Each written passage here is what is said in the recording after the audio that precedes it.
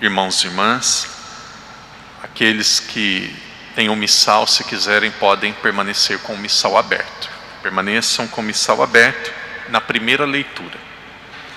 Para aqueles que gostam de história, o livro dos Atos dos Apóstolos é um dos livros mais interessantes, um dos livros mais bonitos, um dos livros mais importantes de toda a história da igreja. O livro dos Atos dos Apóstolos é a primeira história da igreja. Este livro vai contar a cada um de nós como que a nossa família da fé, família católica, foi crescendo e foi se espalhando no mundo todo. Na última semana, até no último domingo, nós ouvimos como que a igreja passou a lidar com os judeus que se convertiam. De repente, alguns judeus começaram a abraçar a fé e surgiu a questão: precisam da circuncisão? Podem ou não comer carne de porco?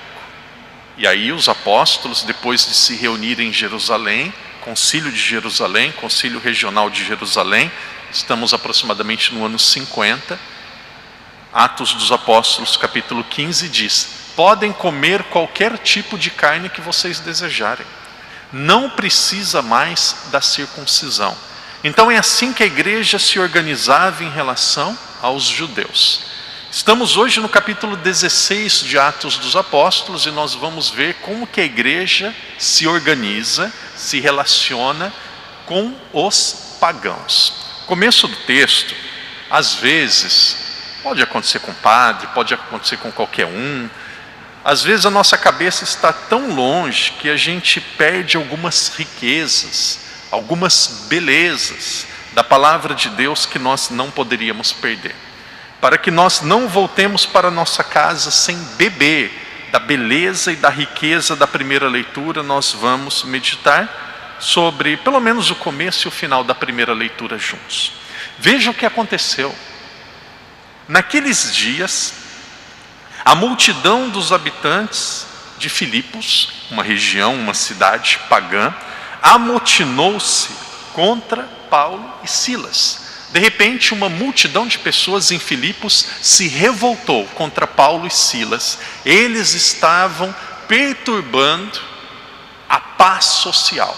De repente começaram a anunciar o nome de Jesus. De repente começaram a falar de Deus. De repente as pessoas estavam mudando de vida. De repente as pessoas começaram a ter comportamentos mais humanos e comportamentos cristãos. E aí começou a criar confusão social.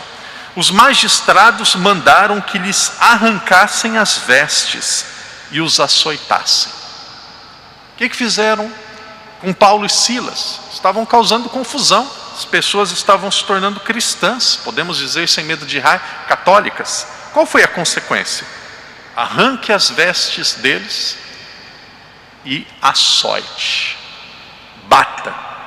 Depois de terem dado muitas vergastadas, no português no Brasil a gente ia dizer chicoteadas, meteram-nos na cadeia e ordenaram ao carcereiro que os guardasse cuidadosamente. Então foi isso que aconteceu com Paulo e com Silas. Começaram a pregar o evangelho, pregavam a palavra de Deus, evangelizavam, as pessoas estavam se convertendo, mudando de vida.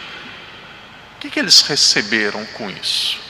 Arrancaram as vestes, foram açoitados e foram colocados na prisão. O padre vai dizer com as palavras minhas aquilo que o texto está dizendo para nós sermos mais breves. Então eles foram colocados na cadeia. E lá na cadeia, o carcereiro ele já tinha recebido esta instrução: cuide bem deles, eles não podem fugir. O carcereiro sabia que se acontecesse alguma coisa, a vida deles estava em risco. De repente, meia-noite, o padre está dizendo que está no texto, meia-noite a terra começou a tremer. E quando a terra começou a tremer, aquele carcereiro ele ficou desesperado. E aí Pedro e Paulo estavam fugindo. Por uma graça de Deus, iam fugir da prisão. O carcereiro, vendo que eles estavam fugindo, ele teve vontade de tirar a sua própria vida. Ele queria se suicidar. porque ele sabia que aquilo seria o fim da sua vida. Imagine o castigo que aquele homem sofreria se Paulo e Silas fugissem da cadeia. De quem seria a culpa? A culpa seria do carcereiro. E aí Paulo e Silas, com muita calma, principalmente Paulo, volta a ele e ouve a seguinte pergunta. O carcereiro ficou com o coração tocado. Aquele carcereiro percebeu que era algo de Deus e perguntou a eles: o que eu preciso fazer para ser salvo?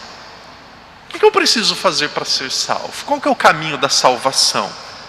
E aí Paulo diz: você precisa acreditar em Deus e ser batizado. Aqui já entra um grande questionamento de fé, que cria uma certa celeuma, um certo problema entre católicos e protestantes. Os irmãos protestantes vão dizer assim: viu o que a Bíblia diz? Para ser salvo é preciso acreditar e ser batizado. Primeiro acredita e depois é batizado. E aí nos perguntam: por que vocês batizam as crianças? Se a própria Sagrada Escritura diz: acreditais e sereis batizados. Uma criança acredita? Então os protestantes dizem: espera acreditar e depois que acredita, quando já é adulto, vai e batiza. Mas os nossos irmãos protestantes esquecem de continuar lendo o restante do texto. O restante do texto diz assim: acredita no Senhor Jesus e serás salvo, tu e a tua família. E anunciaram-lhe a palavra do Senhor, bem como a todos os que viviam em sua casa. Paulo e Silas anunciaram a palavra à casa daquele carcereiro. O carcereiro, àquela hora da noite, tomou-os consigo, lavou-lhes as feridas e logo recebeu o batismo, junto com todos os seus. Quem que foi batizado? O carcereiro e todos os seus. E aqui a pergunta: todos os seus é alguns? Todos os seus é só os idosos? Todos os seus inclui as crianças. Naquela época era muito comum uma família ter criança. Que família que não tinha criança? Quem que foi batizado? Foi batizado toda a família. O batismo era para todos. Então aqui nós vamos ver uma questão prática e nós vamos ver uma questão mais teórica e uma questão bem prática. Qual que é a questão teórica? A questão teórica, desde o começo da igreja, sempre se acreditou no batismo de crianças. Desde o começo da igreja, os católicos acreditavam que para ser salvo não precisava de circuncisão, não precisava evitar certos alimentos. O sinal da salvação é o batismo. Mas o que é o batismo?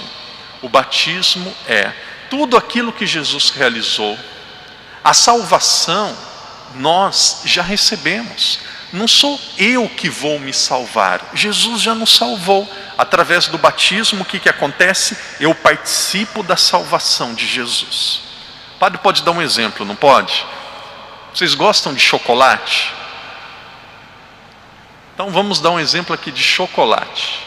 Nós temos uma caixa aqui de chocolate. E os chocolates estão aqui na minha frente. O que vale isso? Não vale nada. Chocolate começa a ser bom se eu pego e coloco na minha boca. Se eu não coloco na minha boca, não vale nada. Pode ser o chocolate mais saboroso do mundo. Pode ser um chocolate da Suíça, dos melhores Alpes, dos melhores leites da Europa. Se eu não coloco na boca, não vale nada. Não vale nada.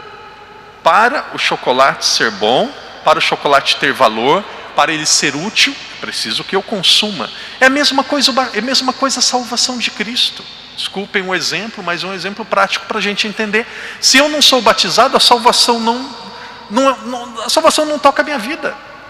A salvação, ela não produz frutos na minha vida. Cristo já salvou. Agora eu preciso tomar posse, eu preciso me alimentar dessa salvação. Como que eu me alimento? Com o batismo. Essa é a questão teórica. Agora a questão prática. A maior graça da nossa vida, uma das maiores alegrias da nossa vida, deveria ou deve ser nós termos recebido o batismo. Sabe, as coisas mais lindas, as coisas mais bonitas da vida é de graça, é simples. Por isso que muitas vezes nós não damos valor. Aconteceu um senhor que de repente ele foi evangelizado, ele muito doente no hospital, aconteceu aqui em Macau, muito doente no hospital, ele começou a ser visitado por uma pessoa que era católica, e essa pessoa que era católica começou a falar de Jesus para ele. Não tinha noção nenhuma de Deus, não tinha noção nenhuma, e de repente o coração daquele homem começou a se aquecer, se aquecer, se aquecer, e ele falou: o que eu faço para receber esse Jesus? O que eu faço para ter mais de Deus? E aí essa pessoa disse: olha, você precisa batizar. Mas o que é batizar?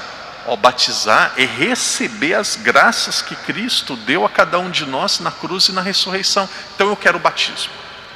E aí teve algumas dificuldades na paróquia dele, foi para o outro lado da fronteira, ficou um tempo lá, e aí a primeira chance que ele teve, voltou com os filhos, foi lá na igreja, procurou o padre, e o padre falou: o que o senhor quer? Eu quero ser batizado, eu não saio daqui enquanto eu não for batizado.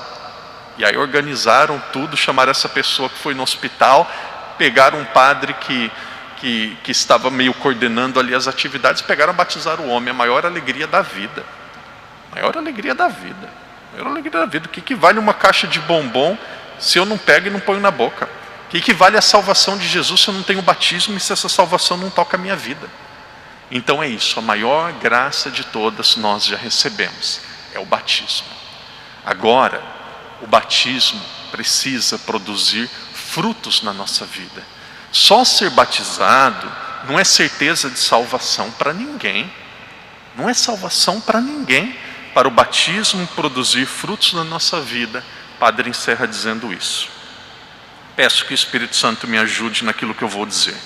Para que o batismo produza frutos na nossa vida, aos poucos nós devemos desaparecer para que Cristo apareça em nós. São palavras de São Paulo. Para que o batismo produza frutos na nossa vida, nós precisamos aos poucos ir sumindo, e aos poucos apareça e só exista Cristo dentro de nós. Qual que é a tendência muitas vezes? A tendência muitas vezes é o contrário. Cristo vai desaparecendo e só tem eu. Não. Esse é o processo da vida. Aqueles que já estão idosos, todos nós que estamos envelhecendo, nós devemos fazer a seguinte pergunta: nesta idade que eu estou, neste momento da minha vida, quem que está crescendo? Quem que está sobressaindo? Quem que está maior? Quem que está mais latente? Eu ou Jesus? O ideal da vida é que aos poucos nós vamos desaparecendo, para que o Cristo vá surgindo em cada um de nós. A idade, o padre já disse há pouco tempo atrás, a idade, depois de uma certa idade, é como o parto.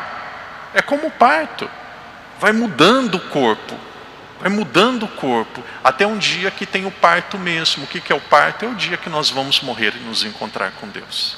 Então a nossa vida, depois que nós estamos aqui na terra, depois do nosso nascimento, é uma grande gestação, até chegar o dia que nós vamos sair do ventre desta terra para vivermos para Deus. Que Jesus nos ajude a amarmos o nosso batismo e que esse batismo produza frutos na nossa vida. Guarde essa palavra que você vai ouvir agora, eu falo também para mim. Que Deus ajuda que o nosso batismo produza frutos na nossa vida de alegria. Alegria. Um católico, um cristão não pode ser triste. Alegria. Alegria não significa falta de problema. Alegria não significa ficar dando gargalhada a vida toda. Isso não existe, isso daí é alienação, estar fora do mundo. Mas é pensar assim: eu tenho problemas, eu tenho dificuldades, eu tenho lutas, tem coisas muito complicadas, mas eu tenho Jesus. Eu estou em paz. Por quê? Porque muito mais do que essas coisas externas, Ele vive em mim. E estas dificuldades, esses problemas vão fazendo eu desaparecer para Ele crescer, aparecer e viver cada vez mais